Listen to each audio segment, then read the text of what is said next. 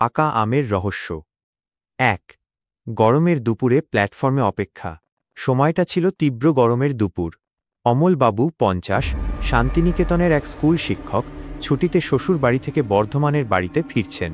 বোলপুর স্টেশনের প্ল্যাটফর্ম তখন খাঁ খাঁ করছে। ব্যাগ বলতে তার কাঁধে একটা ঝোলা আর হাতে একটা পুরনো কাপড়ের থলে, যার ভেতরে আছে শ্বশুরবাড়ির বাগান থেকে সদ্য পাড়া ১০টা গোলগাল পাকা আম। লোকাল ট্রেন একটু দেরিতেই এল। ভিড় তেমন ছিল না।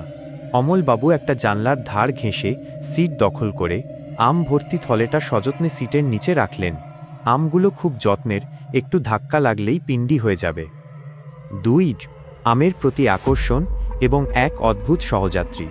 ট্রেনটা সবে তারাপীঠ রোড পেরিয়েছে। অমলবাবুর পাশে এসে বসলেন এক বিশাল চেহারার ভদ্রলোক, নাম হেমন্ত দা, ৬০।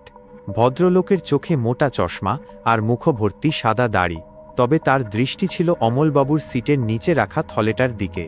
হেমন্ত দা অমলবাবুর দিকে না তাকিয়েই এক চাপা দীর্ঘশ্বাস ফেলে বললেন, আহা, আমের গন্ধটা কি মিষ্টি! এমন আম আজকাল দেখাই যায় না মশাই। অমলবাবু একটু ইতস্তত করে বললেন, হ্যাঁ, আমার শ্বশুরবাড়ির বাগানের আম, হাতে গড়নে সুন্দর। হেমন্ত দা তখন অদ্ভুতভাবে অমলবাবুর দিকে ঝুঁকে ফিসফিস করে বললেন, শুনুন, আমার না একটা আমের ওপর মারাত্মক দুর্বলতা আছে। ছোটবেলায় আম চুরি করে খেতে গিয়ে একবার ছাদ থেকে পড়ে গিয়েছিলাম। আজও ডাক্তার আমাকে আমের কথা শুনলেই চোখে চোখে রাখে। অমলবাবু হেসে বললেন, ওহ, তাই নাকি? তবে এগুলো তো পাকা আম, চুরি করার দরকার নেই। আপনি একটা নিতে পারেন। হেমন্ত দা সঙ্গে সঙ্গে লাফিয়ে উঠলেন, না না, একদম নয়, আমাকে ধরবেন না। আমি আম ছুঁলেই যেন একটা অপরাধ বোধে ভুগি। কিন্তু ওই যে গন্ধটা। ৩।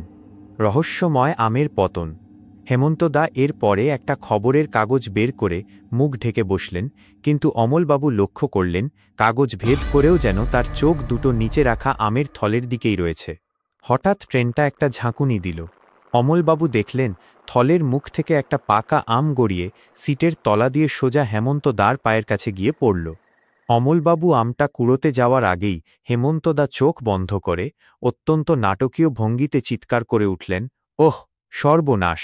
আমটা আমাকে আক্রমণ করেছে। ডাক্তার বলেছিল আম আমাকে দেখলেই নাকি আমার বিপদ ঘনিয়ে আসে। ট্রেনে বসা বাকি যাত্রীরা কৌতূহলী হয়ে তাকিয়ে আছে। অমলবাবু পরিস্থিতি সামাল দিতে বললেন, আরে না না, এটা ট্রেন চলার জন্য পড়ে গেছে, আপনি ভয় পাবেন না।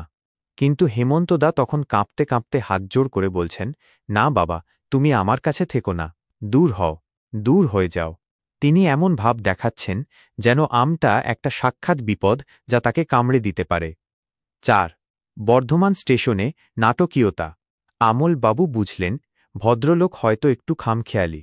তিনি আমটা কুড়িয়ে যেই থলের ভেতর রাখতে গেলেন, অমনি হেমন্ত দা চোখ খুলে দ্রুত আমটা তুলে নিলেন এবং এক মুহূর্ত দেরি না করে কচমচ শব্দ করে কামড় বসালেন।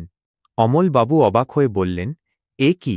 আপনি তো বললেন আম ছোঁবেন না। আম চিবোতে চিবোতে হেমন্ত দা চোখ বন্ধ করে তৃপ্তির হাসি দিয়ে বললেন, বলতে তো হবেই মশাই, নইলে আপনি কি এত সহজে এই সুন্দর আমগুলো আমার পায়ের কাছে এসে পড়তে দিতেন? আমার দুর্বলতাটা জানালে কি আর আপনার মনোযোগ অন্যদিকে যেত? এটাই হল আম খেকো মনস্তত্ত্ব। দুর্বলতা স্বীকার করলে আপনি দয়া করবেন, আর ঠিক সেই সুযোগেই তিনি বাকি আমটাও সাবাড় করে দিলেন। বর্ধমান স্টেশন এসে যাওয়ায় অমলবাবু আর কিছু বলার সুযোগ পেলেন না। হেমন্ত দা হাসি মুখে ব্যাগ থেকে একটা বড় পেয়ারা বের করে বললেন, এই নিন, আমের বদলে একটা পেয়ারা নিন। আর পরের বার ট্রেনে ওঠার আগে আরও ৫টা আম বেশি করে নেবেন। কারণ আম আমাকে দেখলেই ভীষণ পছন্দ করে, আর আমি ওকে দেখলেই। এই দেখুন। এই বলে হেমন্ত দা ট্রেন থেকে নেমে নিমেষে ভিড়ের মধ্যে মিলিয়ে গেলেন। আর অমলবাবু বোকার মতো সিটের নিচে রাখা ৯টা আম আর হাতে থাকা একটা পেয়ারা নিয়ে মাথা চুলকে হাসতে লাগলেন। বোলপুর থেকে বর্ধমানের এই ট্রেনে অমলবাবুর কাছে আমের চেয়েও বেশি মিষ্টি ছিল সেই সহযাত্রীর মজাদার আম খেকো কৌশল। এই গল্পে অমলবাবুর অভিজ্ঞতা নিয়ে আপনার কেমন লাগল?